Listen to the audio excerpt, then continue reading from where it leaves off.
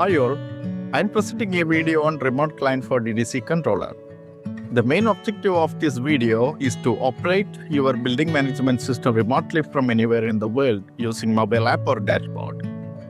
I made a device named Modbus Integrator, which acts as the brain of the system. The name mentions remote client for DDC Controller.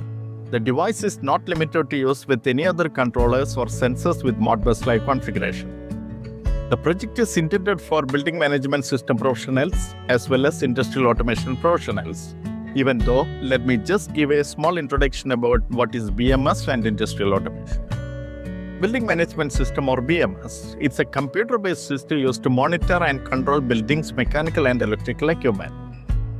And what is DDC controller or direct digital controller? It's the brain of a building management system. It reads data from the sensors, runs programmed logic, and operates equipment like HVAC, lighting, fans, etc. What is industrial automation? Industrial automation refers to the use of digital logic control systems and mechanized equipment such as programmable logical controllers, sensors, and robotics to execute industrial processes with minimal human intervention. PLC or programmable logical controller is the brain of an industrial automation system. It's a regularized industrial computer used to automate manufacturing processes, machinery, and critical infrastructure. As it acting as the brain of a machine, it continuously monitors sensor inputs, executes custom logic, and control output devices like motors and control valves. In this project, I'm using SinricPro as the IoT platform. Any Modbus Live controller or sensors can be integrated into the platform through the Modbus Integrator device. I used Johnson Controls ECIO-FW28 DDC controller for doing the test, which is configured as Modbus Live with 5 registers adjusted from 1 to 5. The DDC controller is connected to the RS485 port of the Modbus Integrator device. The Modbus Integrator device is configured as master and the DDC is configured as slave. The brain of this project is ESP32 microcontroller together with a MAX485 transceiver chip in the Modbus Integrator. And the firmware sketch is developed by Arduino IDE. The PCB of the circuit is designed using ECIDA PCB designing software. In this project, I used one digital relay output of the DDC to control a line. A digital input of the DDC is used to connect a relay to demonstrate the digital input status. An analog input is used to connect an NTC temperature sensor. A dimmer actuator is connected to the analog output of the DDC controller, which demonstrates reading percentage value from the mobile application or dashboard, which controls the dimmer actuator.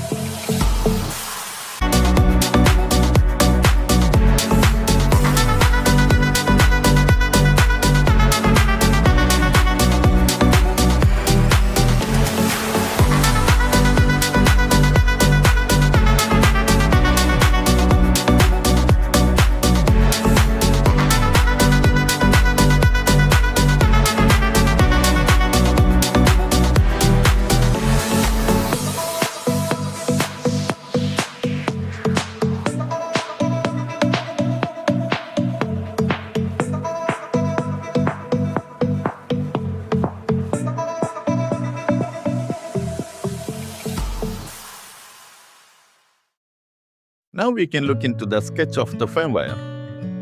I'm using SinricPro as the IoT platform. First, we need to install the library. Go to Include Library and Manage Libraries and search for Sinric. Then we can see Sinric.pro. After that, we need to include a file called Sinric.h. That is the main header file. SinricPro.h we include at the top of the code to tell the compiler about the functions and the classes available in the library. We need to include DNSServer.h library, which is part of Wi-Fi provisioning. DNSServer.h is a library used to run a lightweight built-in DNS server. In addition to the DNS server, we need to include 3 more libraries: Wi-Fi Manager.h, AsyncTCP.h, ESP Async Web Server.h. The Wi-Fi Manager.h allows the IoT devices to connect to Wi-Fi networks via web portal, eliminating the need to hardcode SSID and password details. Functionality of Wi-Fi Manager.h are auto connection, fallback config portal, web interface, and credentials saving. Auto connection. The device attempts to connect to the last non-Wi-Fi network. Now I'm resetting the controller. Now the device is resetted. So it is trying to connect from the last non-Wi-Fi network. Now it is connected. Now the Wi-Fi setting of the device is erased. So it is in AP mode now. So it's starting a new SSID CC integrator. Now we can access the CC integrator from the Wi-Fi setting of the laptop.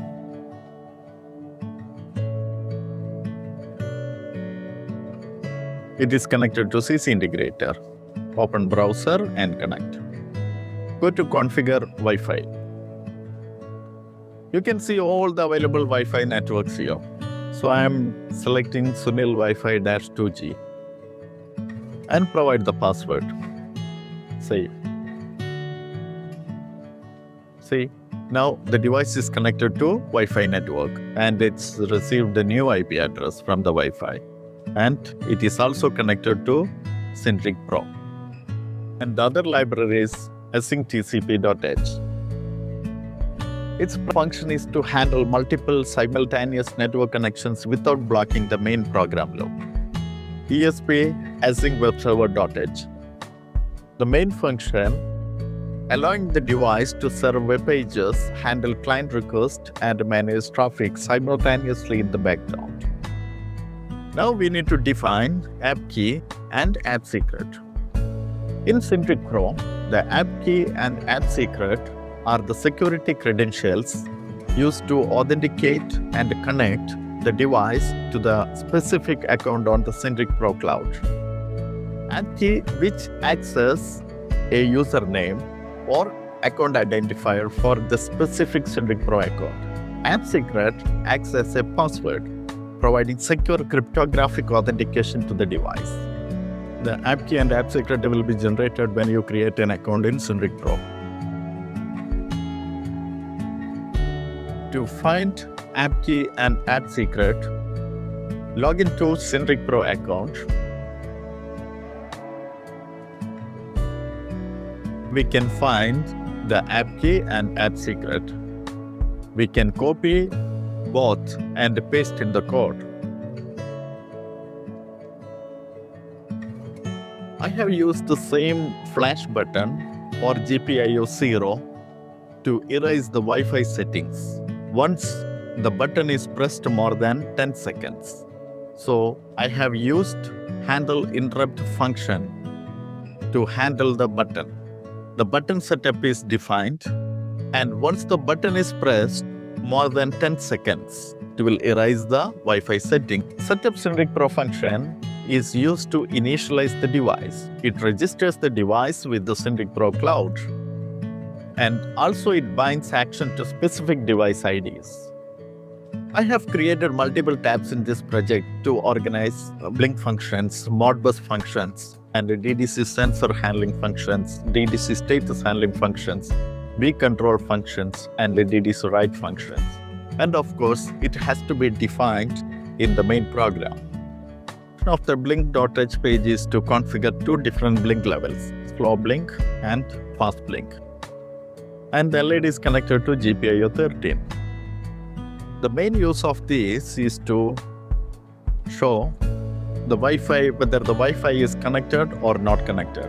If the Wi-Fi is connected, the slow blink function is being called.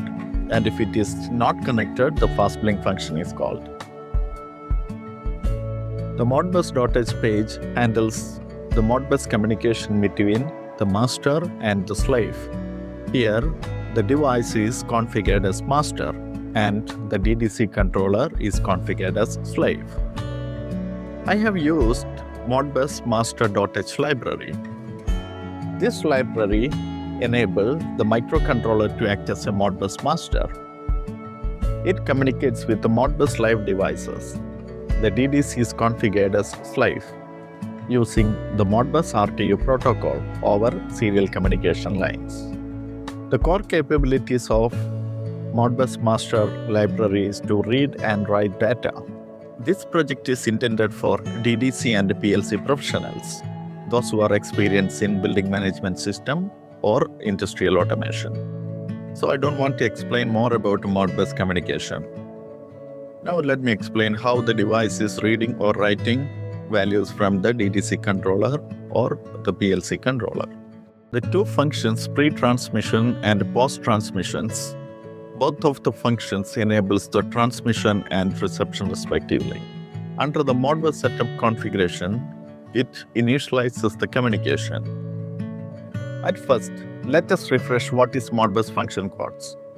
Modbus function codes are standardized 1-bit commands sent by a master device to tell a slave device which memory areas to read or write.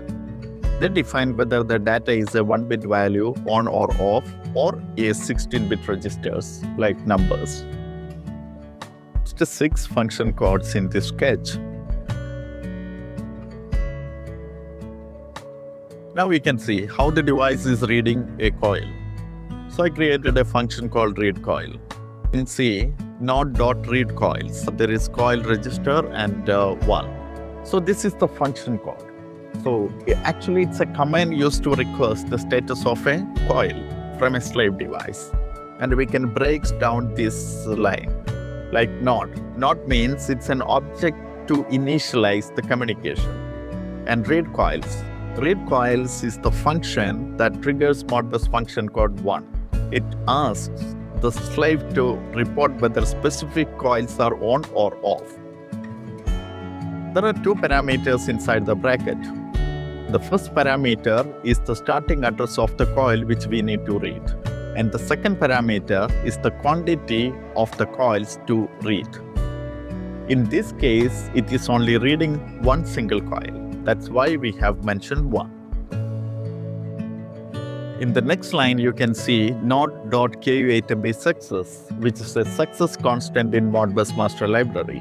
It verifies that the Modbus transaction with the slave device was completely successful, which means all expected checks such as slave ID, function code, response data, and CRC were validated. When the master device sends a command like read coils or read holding registers or read input registers or write single registers, the library returns a result code. The sketch compares this code against not.ku8mb success before attempting to proceed the received data. And if the result is successful, then it will be stored in a buffer called a getResponse buffer. The final result will be stored in a Boolean variable called the coil state, and it's finally linked to SinricPro sketch for transferring this information to mobile app or dashboard. Now we can look into the Modbus configurations of the DDC controller. These are the Modbus settings. Baud rate is 9600, data bits 8 bits, stop bits 1, parity none, and serial ID or slave ID is 1. And the same settings should be configured in our sketch. So this is Modbus setup. This is the initialization of a serial communication. So these are the Modbus communication. serial2.begin, 9600 is the baud rate, and the serial underscore 8 and 1. 8 means 8 data bits, one is non-parity, and 1 is the 1 start bit. This is the slave ID. So node.begin, the first parameter is the slave ID or serial ID. This is the register configuration page of the DDC controller. This is called register. Its address is 1 and it is connected to a digital output. And this is discrete input register. Its address is 2. This is a holding register. Its address is 3. A temperature sensor is interfaced to holding register. This is input register. Its address is 4. Actually, it is created to connect a humidity sensor, but I don't have a physical humidity sensor with me. So I have just created one random value to show in the system. And this is one more holding register. This is to receive the percentage value for damper control. So it is interfaced to one analog output. Now we can check it from Sinric dashboard. Left side is Sinric dashboard and right side is DDC controller, and down side is the serial monitor of the program. Now I'm just turning off the coil switch. Both in dashboard and DDC controller, it's showing off. I'm turning on. For the places, it's on. And in changing the damper control. Previously it was 48, now I'm changing to 32.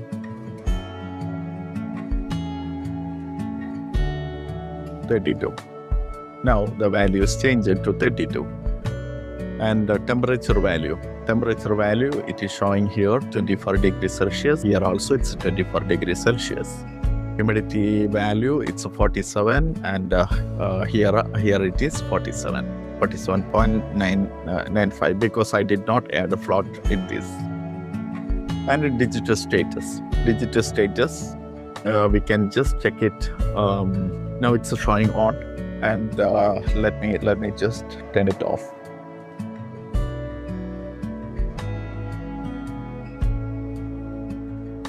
I turned it off.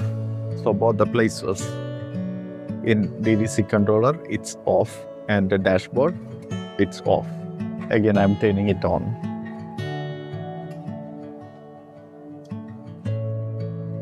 Dashboard, it's on, and DDC controller, it's on. Right side, this is the dashboard of the DDC controller, and the left side, it's a Sinric dashboard. So we can just check in both. The coil status is on.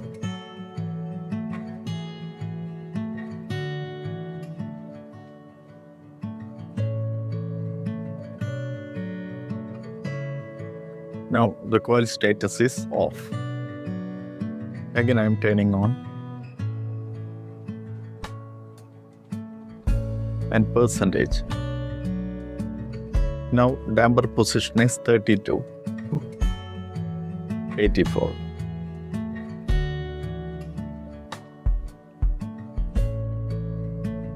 Now it's 84. And temperature value 24 degrees Celsius. 24 degrees Celsius. And humidity value, it's a 45.99. And the digital status, the same scenario. See, digital status is off now. Now it's on. For reading other Modbus data types, just like read coil, we can repeat the same method to read the other Modbus data types using the exact same logic, but just we need to change the function code. That's all. Now, we can look into the right coil on and the right coil off functions to switch the coil outputs on and off. To write into a single coil, we need to use function code 5. So I used node.write single coil. This is equivalent to function code 5. Modbus master method used to force a single digital output coil to an on or off state. In this function, we are writing 1 to the coil. So the coil is switching on, and in the write coil off function, it writes 0 to the coil. Hence, the coil output is set to off.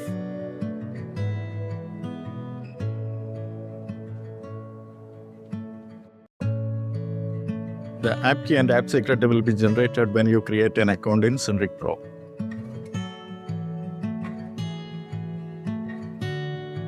For adding any device, go to Add Device, give some name, give some description. There are predefined device types, so I'm selecting switch. App key, keep as it is. Roam and home. Either you can select from the predefined list, or you can create from here. Go to next. There is alert enable options, and just turn it on for disconnect. And when this device is turned on or turned off, I'm just giving turn off. And go to next. There is timing options, auto off or auto on. And there are 2 more functions. Restore device state when connected, whether we can keep it on. And energy usage. Now we need to copy the device ID. This is device ID. So we need to copy the device ID and paste it in our sketch.